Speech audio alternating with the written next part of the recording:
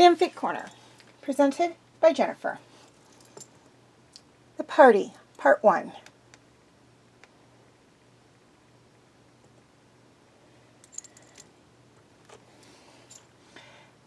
Ahsoka, clad in a fuzzy brown bathrobe and slippers, stumbled sleepily out of the spare bedroom in Obi-Wan Kenobi's modest home on Tatooine and into the kitchen. Caffeine. Need caffeine. Good morning to you too, Padawan, he said with his usual Obi-Wan smile. He plucked a mug of something that smelled like his usual caffeinated tea in front of her at the table. Then she noticed that it was his favorite mug. Hey, isn't this one of yours? She asked, waking up slightly. You take it. I already poured the tea into my cup when I realized there wasn't enough for both of us. She pushed the cup back to him.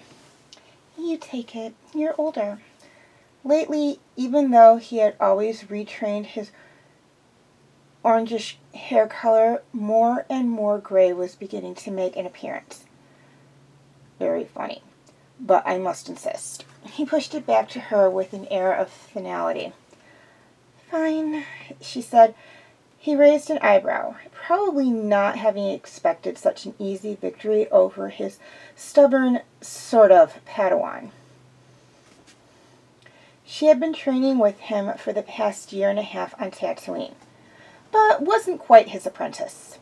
She was more like a bothersome friend who would watch him like a hawk whenever he picked up his lightsaber, and who had a bad habit of depleting his stock of caffeinated tea. She smiled and dropped 2 credits on the table. But I get to pay you back. I know this stuff is expensive, and me being here is only draining your supply.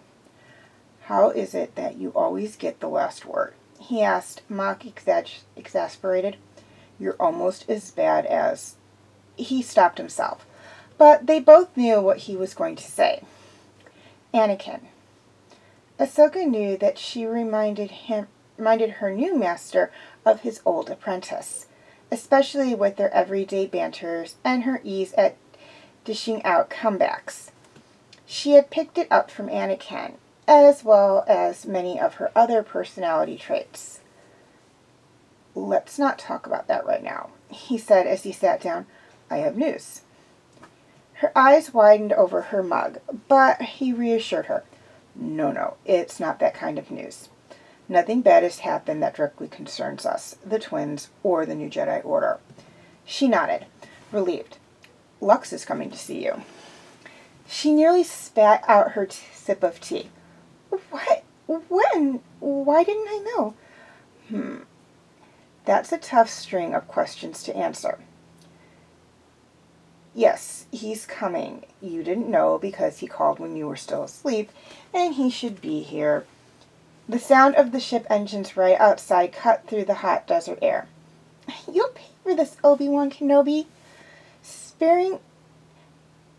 Springing a visit from my boyfriend on me like that. She got out of her seat and heard the engine shut off. Distract him!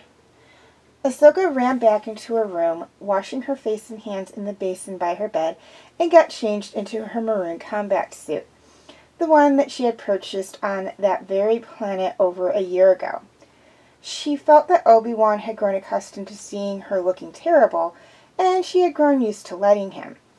But she preferred to look her best in every situation. Taking one last look at her reflection in the mirror that she kept forgetting to polish, she pulled on her boots and ran outside. She hadn't seen Lux in 2 months, and it was starting to wear on her. She needed to be around him, and frequently. She caught sight of him standing there, talking with Obi-Wan, and sped up her pace. She careened into him, nearly knocking him over, and held him tight. The Jedi Master took a step back, giving them some space. His timing was perfect, because no sooner had he moved away, she pulled his face down to hers and kissed him. This went on for what felt like a long time. She hadn't expected anything less, because they had been apart for so long. It was wonderful. "Hey," he said, breaking the kiss. Just hearing his voice was great. "Hey, I missed you so much, Lux. It's so great to see you again." "I missed you more, Ahsoka. Way more. It's hard not seeing you around the place. It's hard not seeing you around the place on Carolone anymore." "It's hard not seeing you at all. But why now? On such short notice?" "Let's go inside and we can talk," Lux said, keeping an arm around her as he started over towards the modest dwelling. She could sense that he was slightly embarrassed that Obi-Wan had seen the entire kissing episode, and tried to resist a giggle at his discomfort.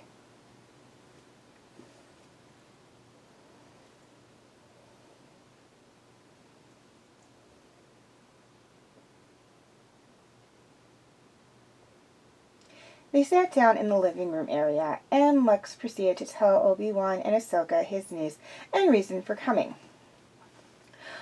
"I came because I wanted to invite you both to Alderon. Bail Organa is having a party to celebrate the Queen's birthday, and he said that the 3 of us were welcome to come.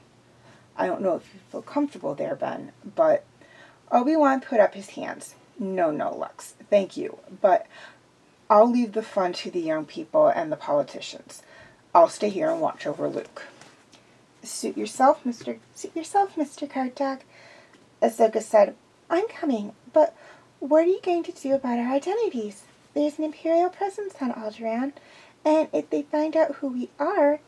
"It's all been arranged, Ahsoka. Bail has a plan, and you'll approve of it. But first," he jingled a bag of credits, "we're going shopping." She sighed. She had never really liked shopping for clothes that much. But she was a Jedi, Padawan, and she would be ready to meet the obstacle head on. And Lux's near impeccable sense of what was currently in fashion didn't help the situation much.